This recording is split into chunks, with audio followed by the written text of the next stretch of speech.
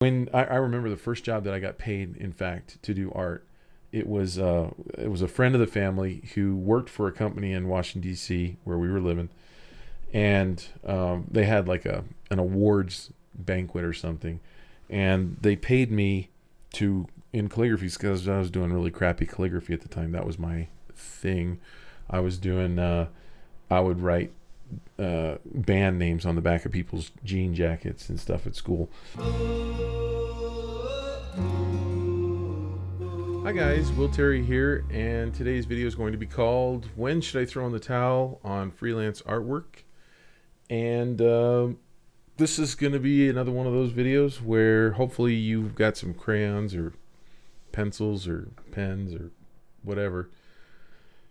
It's one of those videos where I talk and you listen. My wife always says that I love these kind of videos because nobody can interrupt me. But I have a lot of thoughts on this one. I have a feeling this one's going to run pretty long. So enjoy. And also you might notice I've got like a light coming in back here. I got a little bit of a light shining to make the color look a little bit better and more scintillating. Okay, so I've been getting a lot of letters on this topic, and I have to apologize in advance because I lost one. I'm an email guy, so if you send me an email, I can grab it and I can put it in a place for the future for another video, and sometimes I am able to use them and sometimes I'm not. These kind of built up, and so I have three here that kind of hit on the same topic, basically this subject right here. And so I thought I'll read some excerpts or maybe a whole part of some just to give you the gist of where we're going with this. And then I'll do my best to answer it. And my advice is, it's from my perspective, and it may or may not help you, but I can only give you the advice from my perspective. I don't know what it's like to live in your shoes. I don't know what it's like to grow up under the conditions that you did. We're all very, very different. We all have different things that shape us, and that's what makes us so unique. But we do have a lot of crossover sometimes, and so sometimes I hope that these videos can help. I'm going to tell you what I would have wanted to, I think I would have wanted to be told when I was starting out. Because before I start reading these letters, maybe I'll just start off with the fact that I still remember like it was yesterday, the time where I was working at the University of Maryland in their graphics department for dining services of all places, where we would make menus and we made brochures and like things for meal plans and stuff, really boring stuff. But I was lucky enough to have a boss who really believed in me. And she would always tell me, "Oh, you're going to be an illustrator." And I just didn't believe it. I saw what people were capable of, and I was like, well, that's not me. I can't do anything remotely like that. And I think we get caught up in this idea that you're born with it, that's just something that you do. And that's how I felt about it at the time. And I just never saw myself getting anywhere close to what I've achieved. But I'm going to go ahead and read this letter from this first one from Alan. And I usually leave the last names off because I don't know if they really want their first and last name out there on the internet. So this one's from Alan. I was into illustration when I was in high school, and then I stopped drawing in my early 20s. And now I'm 34. Let's see. I'm just trying to skip through here. My question is this: am I too old even to attempt to make illustration a career? I have no formal training nor any schooling. If I do go to school, it wouldn't be until fall of 2017. Since my wife is currently blah blah blah, there's only one university here, in Southern Oregon that has an okay program. Okay, so there's that one. Hopefully these will all kind of get answered in the message that I'm going to give you after I read through these. So the second one is from David. I've watched and listened to your cast now. I'm a subscriber. My name is David. I'm a freelance illustrator from Great Britain, and I would really like to ask your advice or gain some feedback. Okay, so I have created illustrations for various children's books, but for individual clients or personal projects, and so never made much money from the projects. I have approached a great number of illustration agencies, both here and in America, without any success. I have also kept bidding for a great many illustration jobs through sites such as Elance, Behance, without much success either. Although my artwork has always been praised, no one ever seems to want to work with me. I'm wondering what I'm doing wrong, even though I follow through with a lot of your advice that you have freely given to, let's see, and then here is a link to a couple of websites. Okay, so there's that one. I'm just going to insert this right now too. I get asked to review people's portfolios like on a daily basis, and I have to turn them down because I would spend all my whole day doing that. And I will say though, that if you want to get feedback on your work, one thing that we do have, shameless plug time, is at SVS we have forums where you can post your work and people give feedback. Sometimes I give feedback in those forums. Sometimes Lee White gives feedback and Jake Parker gives feedback. But mostly it's from other people seeking feedback. So if you're looking for that, that's an opportunity that we have there, and it's free. And there's a link below in the description for SVS Learn. And then another one, the third emails from Shema, and I'm from Egypt. I would like to start by thanking you, blah blah blah. Okay, so and then let's see, why in another video, why won't they hire me, really made me think about my art. I couldn't go to art school because in Egypt arts aren't that recognizable as a career path, so I ended up studying pharmacy. So I get letters like this all the time. It's really suffocating. People in the wrong career. So then the question is, let's see, I should have highlighted this.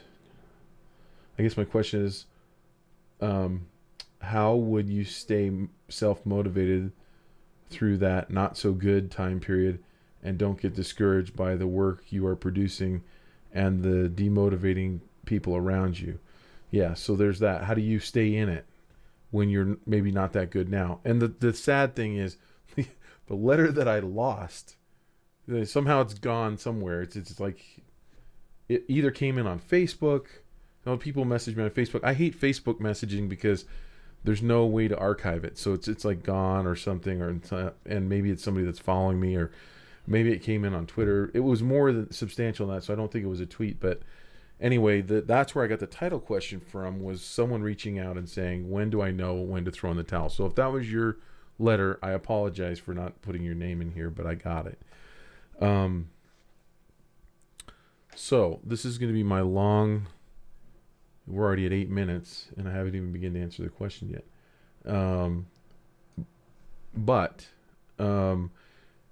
So to start out with, I think what we want as artists are, what we want to, where we want to go in our lives is evident in 4 different stages that we kind of go through. Okay.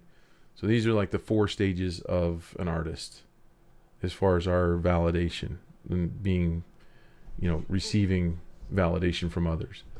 Because like I've said before, if I were alone on this planet, I probably wouldn't be creating art. I probably wouldn't live. I think we need each other to live.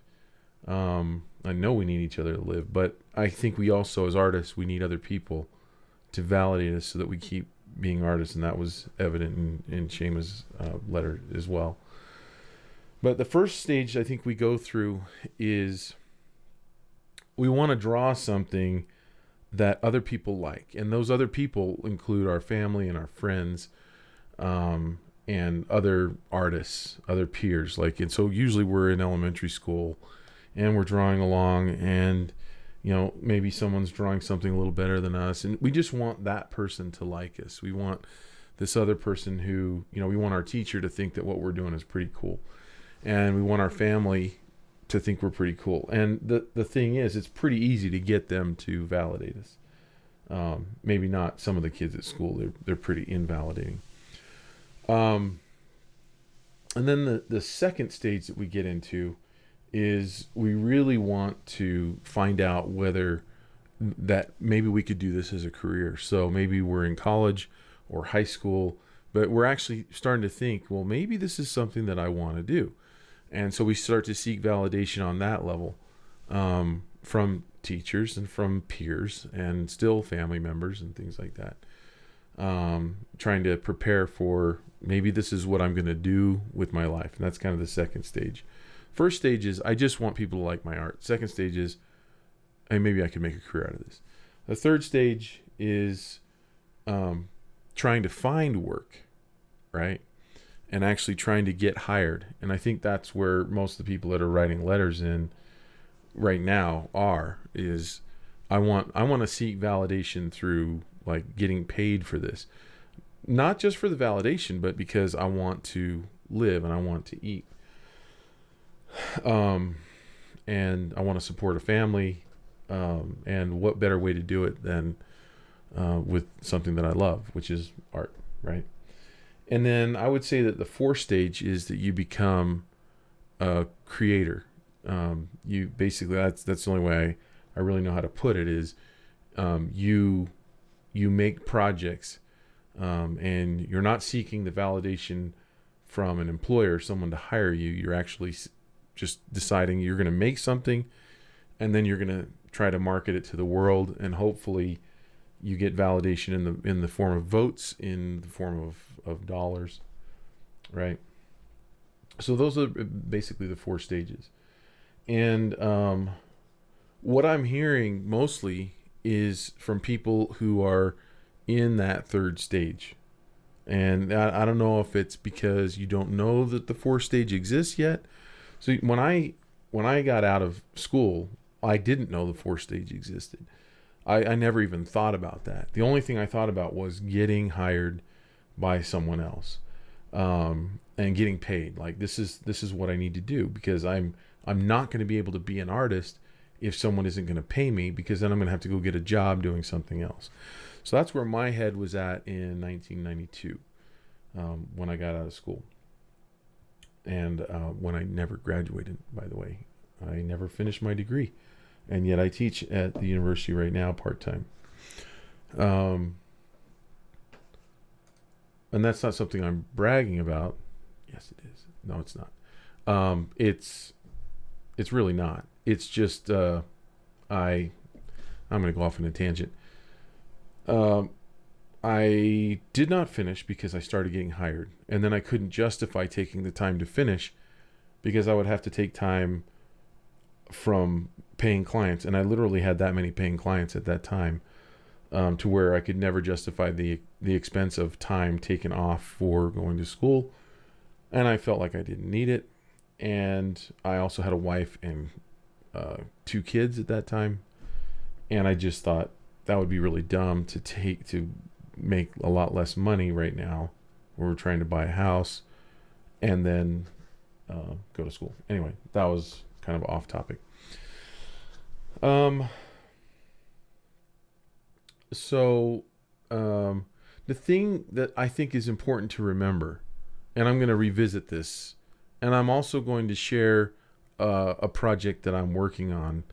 I shared it a little bit before, but I'm going to actually show pictures and stuff too later on, towards the end. But I think the important thing to remember is this, is that whether you're the creator of the project / company, or whether you're an employee of said project or company,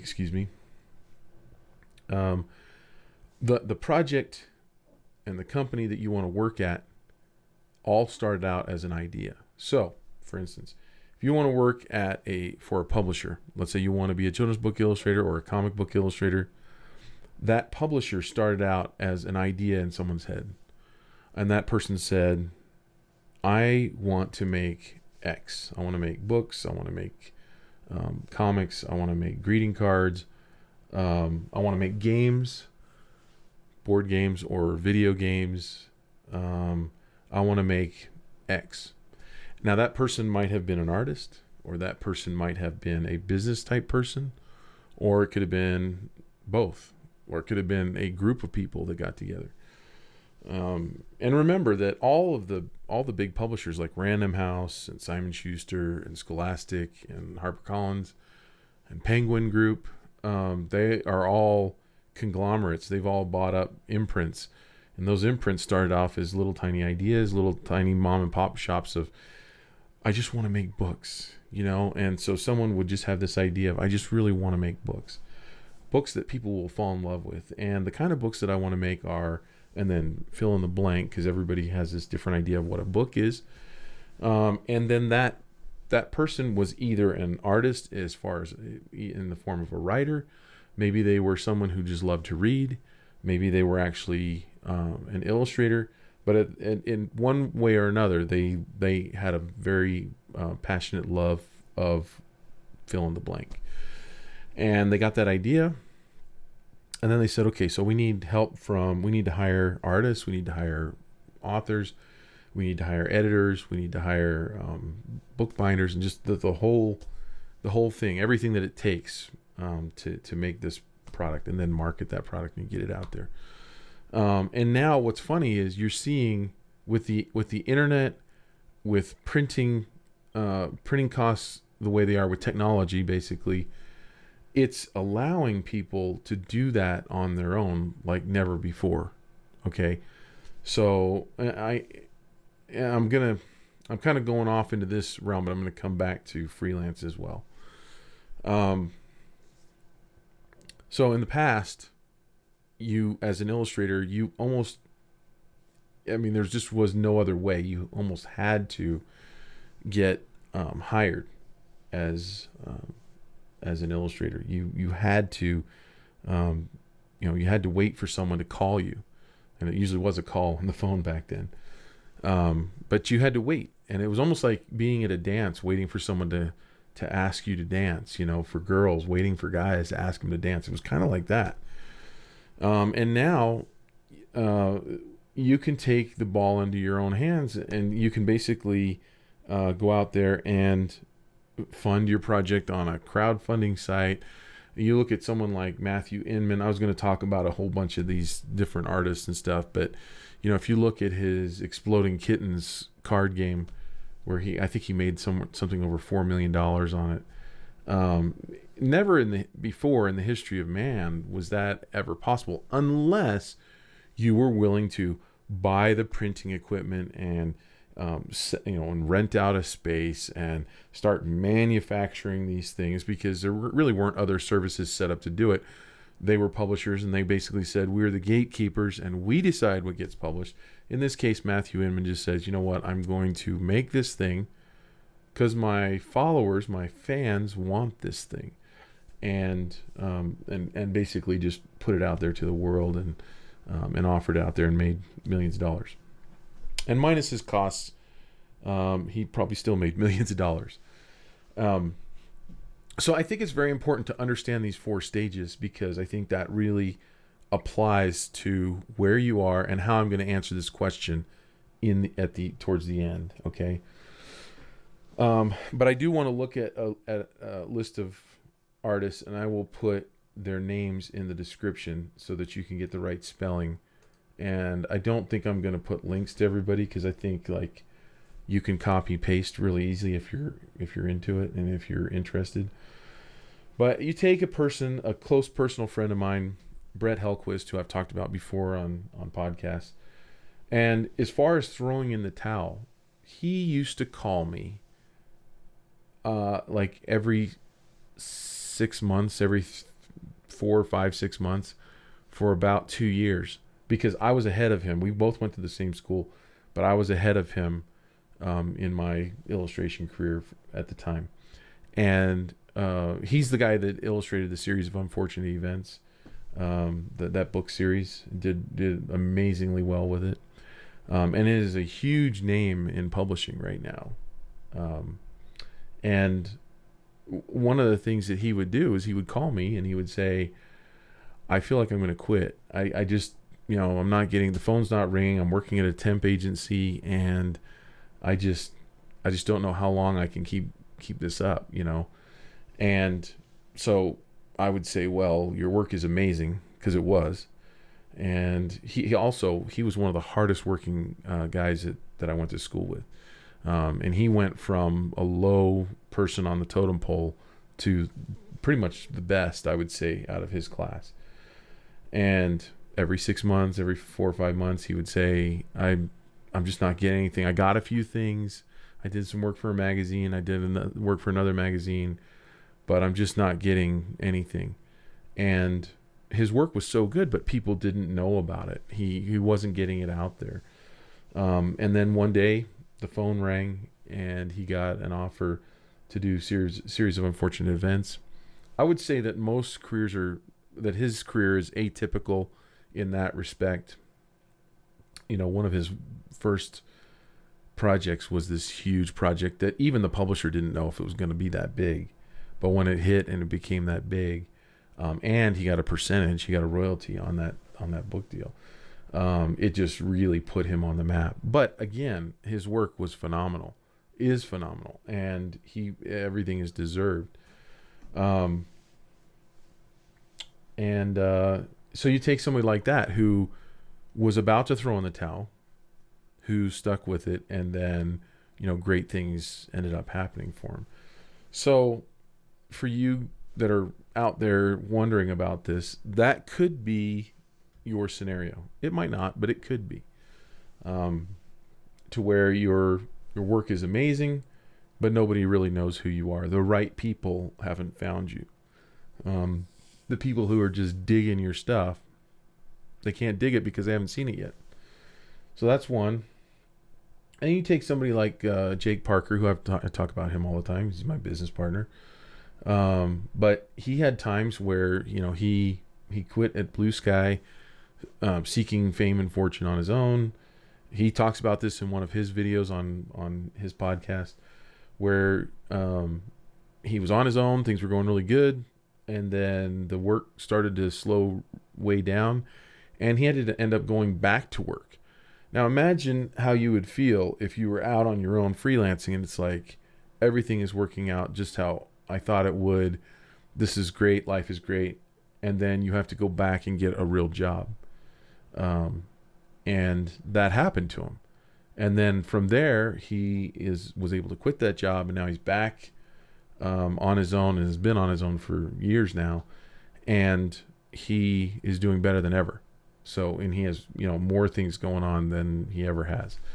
And the future is just bright. And he's got books coming out that could win some pretty big awards. So, from his perspective, did he throw in the towel? Maybe he did. Maybe throwing in the towel was part of his story. I mean, I would say it is, from that respect.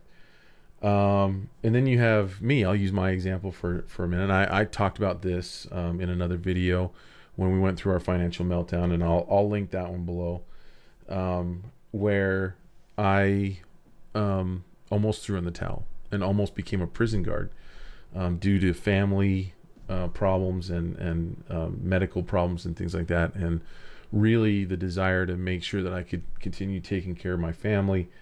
And I'm so glad that I didn't do that, but it was something that I was very close to doing. So I know exactly what it feels like to be in a situation where you just feel like, you're not going to be able to make it as an artist. I understand that one. Another one I'm going to mention is Ian Falconer, and he's the guy that did the Olivia books, a children's book illustrator, and author illustrator. And, here's a guy who wasn't even setting up to be an illustrator. He was going to be a fine artist, and he ended up getting pulled into this world because he met the right editor at a party, and one thing led to another, and she asked him to submit some stuff, and he, I think, as the story goes, reluctantly did. And lo and behold, he created this franchise, and it's a multi-million-dollar franchise. The Olivia books. And So there's a guy who and one of the reasons why I throw him in, and some of these other guys that I'm going to mention, is there are all kinds of definitions of what success is, definitions of what making it is, definitions of what it means to throw in the towel versus not throwing in the towel. I think for him, one of the takeaways that I get is he was an artist first. So his idea was, I am an artist and I'm going to create art, and whether it's in this market or in this other market, it doesn't really matter. I'm going to put my feelings down and my expressions down in a visual form and in a written form, and I'm going to let people decide whether they like it. Zac Retz, another guy, he's a guy that's going to be teaching a class for us at SVS. Very young guy, very does some amazing artwork. And one of the first things that he did was he actually got contacted out of school to do a children's book called Too Much Glue, and then he moved from there doing that book, which did really, really well sales wise, and now he's working for Real Effects, the movie studio, Real Effects, and I think in his mind that's a step up, and I think for a lot of people that would be a huge step up. I think that's what he's really wanted for a long time.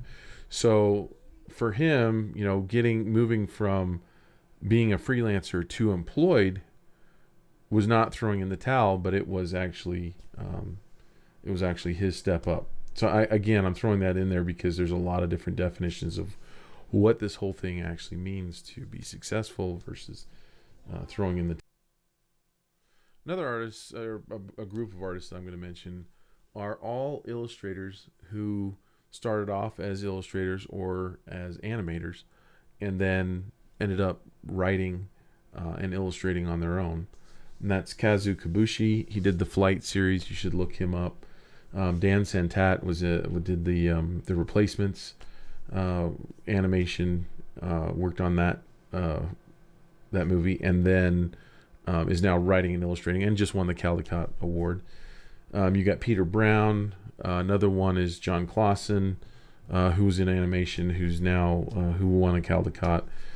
He wrote I Want My Hat Back, and also That's Not My Hat. And then you have people like Scottie Young, if you're in the comic book world, who is writing and illustrating, but started out as an illustrator. Another couple of some other illustrators that I really look up to, Beth Krommes, I think that's how you spell her last name, won the Caldecott. Judy Schachner for the Skippy John Jones books. These are projects that they've written and illustrated, right? So this is moving more into that creator realm, that fourth realm. Julia Sarda, I love her stuff. Of course, Loish, and you can look at her Kickstarter book that she did, a project on her own.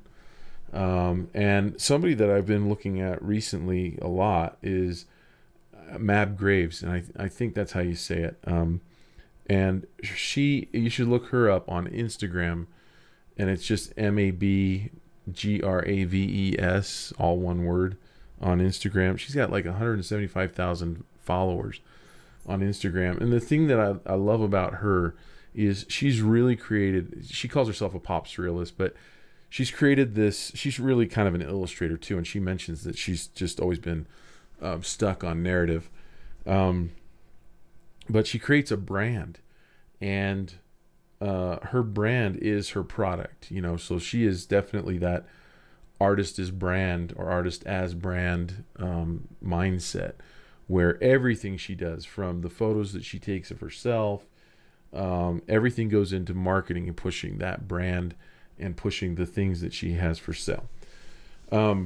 Okay, so again, going back and re-examining, what does it mean to throw in the towel? What does it mean to make it versus not make it? I want to go back a little bit and think about illustrators who were working in the editorial markets, and the advertising markets. And that was me. Before I really got into children's books heavily, those were the markets that I was working in. I was working for newspapers and magazines every day almost. In fact, I used to get, and I think I've talked about this before, but I used to keep a calendar where I would write down when I got offered a job, because I literally could not believe that this guy who barely graduated high school, who was not destined for college unless they had art classes where I could pad my grade up, right? I did horribly in math. I did horribly in English. And I thought I was going to be, and no excuse to like the plumbers who are really good plumbers, but I thought I'd be a plumber, or no offense, I mean, or a carpenter or something. And I probably wouldn't have been good enough to do that either. But the only thing that I ever wanted to do was make art, make pictures. And so here I was making well over six figures a year doing these magazine illustrations and advertising illustrations for big companies. And you can go on my website and look at my client list. But I was turning down work every week, and I would write down on the calendar who I was working for and who I was turning down, because I didn't have enough time in the day. I would do 15 to 20 assignments a month, at anywhere from $400 to $2,000 or $3,000 per job, anywhere in that range. And I was also selling my stuff as stock illustration, being part of the problem there.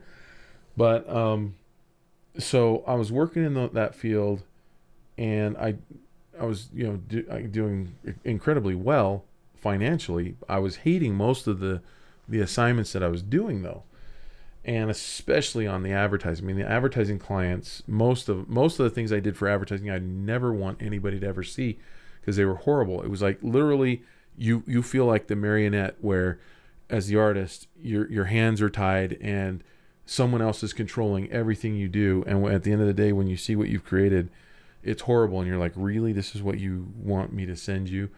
And they're loving it because it's the exact nightmare that they created. It's their vision, not yours.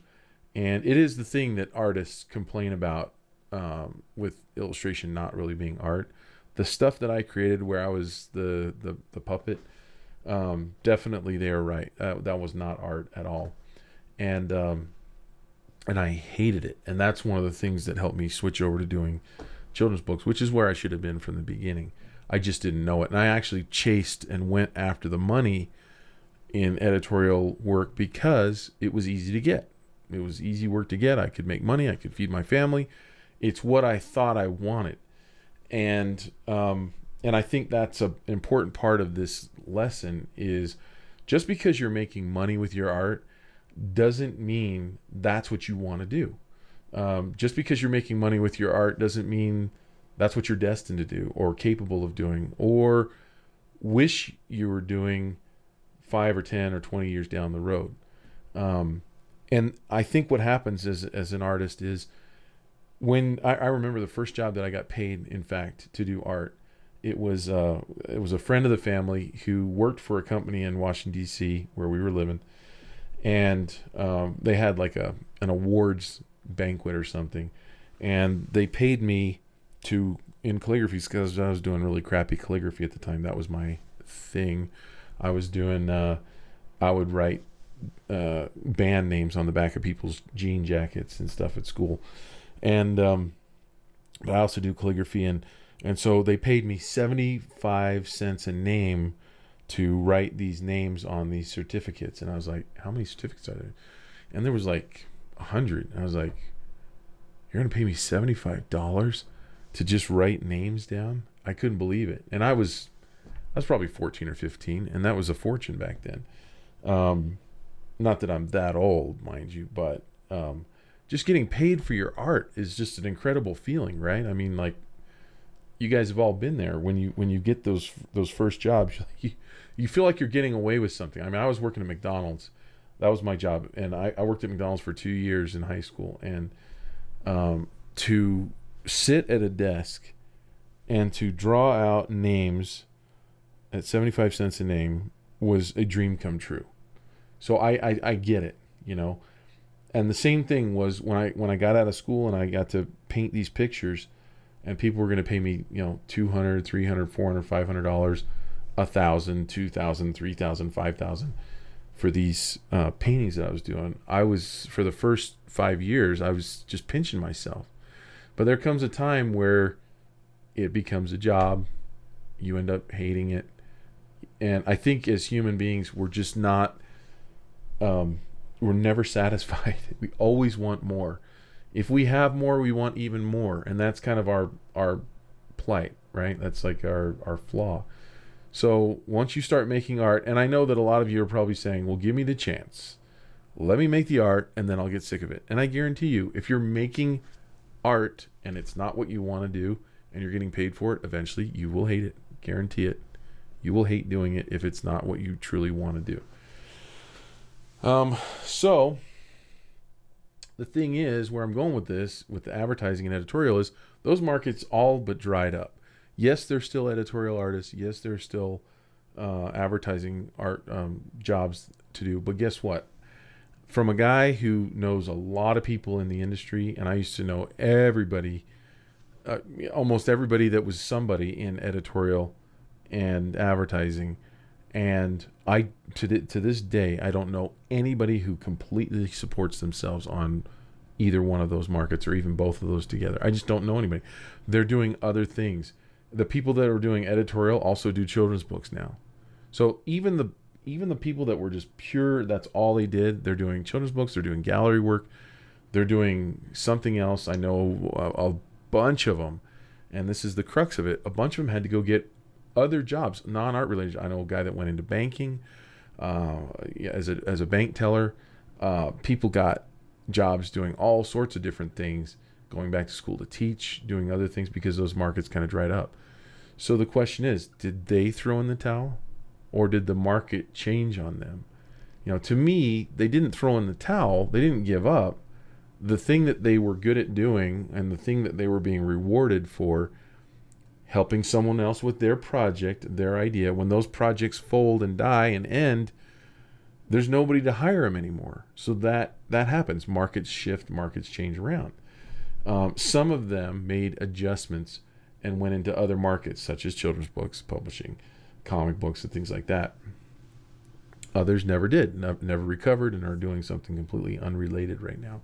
I have a friend who was an editorial illustrator who now works for a big software company, and he's went back to school, and now he works as a developer. You know, that did they throw in the towel? That's a question I want to throw out there, because they had made it, right? They had totally made it as artists. They were successful illustrators, and then they weren't. So I want to say this, and I want you to hear this if you don't hear anything else. You as an artist are never defined by what someone else is willing to pay for your art. Okay? So that means that you could be, you know, and you've heard this before where, you know, certain artists never found financial success or fame while they were living, and then after they were dead, their artwork is now collected and revered, and it's in all the history books, and it goes for millions and millions of dollars. And again, that goes to show that you know, you have something to give the world, but just because the world doesn't necessarily respond right now, or maybe you haven't found the actual people that will appreciate it today, because maybe they haven't found it at all. Maybe they would if they could find you, but they haven't found you. That's a dangerous game to play, because I'm not being paid for my art. My art is not worth anything, and that's simply not true. Now you're probably saying, but I need to earn a living, right? That's the obvious elephant in the room. But I need to earn a living, and I think where you're going wrong is you're putting false expectations on what it means to be an artist on your work. You're saying, if someone doesn't pay me, then eventually I have to quit this. So we talk about this term, throwing in the towel. So what does it actually mean to throw in the towel? Well, if you're a fan of boxing, you know. But if you're not, I'm going to give you a really quick tutorial on what it means to throw in the towel. So basically, two guys are beating each other about the face, or it could be a couple of women. And what happens is you get hit enough times in the head, and most of the time you get knocked out, or you'll go down to the ground, you'll fall down. But sometimes people actually don't fall, and they're actually almost what they call they're knocked out, but they're still standing on their feet. And that's one of the most dangerous times, because if they get hit another couple of times, they could kill them. So basically, in that situation, when someone feels like when their corner, or the guys that are representing them in their corner, their coaches and stuff, they feel like they're not going to win the fight, and all they're going to do is take damage. They take a white towel and they throw it in the ring, which basically from the corner means the fight's over and the ref can stop it and jump in. Okay? So my thing is, that is really the wrong analogy for this topic, because art is not boxing. I mean, boxing is an art form, I guess you could definitely say, but because you're moving around and everybody has their own style. But in that case, the throwing in the towel part is, I think, the wrong analogy for what we're talking about, because it will never kill you to continue making artwork, even if you're not getting paid for it. Yes, you have to live, and yes, you have to be able to afford your bills, and you have to be able to afford to buy food and to pay rent and all those things. But you don't have to make art in order to afford those things, right? And I think that's one of those things that we tell ourselves is like, well, I'm not successful until, I'm not a success unless. And so I think sometimes we tell ourselves a falsehood on that one, where we could be an artist and we can also have a job, and we use the job to pay for our living expenses. We also use that job to pay for our art. And maybe it requires great sacrifice to do it on your own time. I like to think of it also like this, is that there are taxi cab drivers, and then there's the show, right? And so we use taxi cab drivers to get us places, and we might use them to get us to the show as well. But then there's the show, and the show is there, and it's been created. So illustrators can be taxi cab drivers, or we can be the creator of the show. We can also be both. And the list of artists that I gave you, some have been both, some have been one, primarily, some are mostly the other. But I think it's important to know that, if you're being hired, if that's what you want, to be hired as an illustrator, you're basically the taxi cab driver. You're being hired to help someone else get where they want to go. And that requires someone flagging you down and saying, hey, I really want you to help me with this. In this day and age right now, there are fewer and fewer jobs for more and more artists. And I've talked about this in other videos as well. So say, your level of artwork could be, and one thing that I have seen as an artist, as an illustrator, is the level of work has gone from back in the early 90s to what it is today. I can promise you the level of artwork has steadily gone up and up. The stuff that I'm seeing on Instagram, on Twitter, on Facebook, I'm blown away by the artwork, and I think what's happened actually is that because we're able to see so much art, and I've asked some of my students this, what they think about this. When I was growing up, or as an artist in college, we would wait for periodicals to come out annually. We would wait for the Communication Arts illustration issue, which was once a year, and we'd wait for Society of Illustrators book, which was once a year. And then we would also wait for Workbook and Showcase annuals, which were once a year. And other than that, there was a drought for the rest of the year of looking at new illustrations. So we could look at the past. We could look at the past books. This was prior to the internet. And that was the only way we could see the best artwork in the world. And they were in books, and it was finite. There was a a limited amount of stuff we could see. And now you can get on Instagram and you can see stuff that scrolls forever. And you could look at new artwork all day and do nothing but that. And some of you look at too much of that stuff. But anyway, the thing is, I think that we're getting better faster simply because we can look and be inspired by all this amazing stuff that's coming out. So I think that there are more and more qualified artists every year. In fact, I know there are. So that means that there's more and more competition every year. So that means when you're waiting for someone to call you, waiting for someone to give you that thumbs up, like I'm picking you, I want you to be my illustrator for this project. That's going to, I feel like, every year get harder and harder.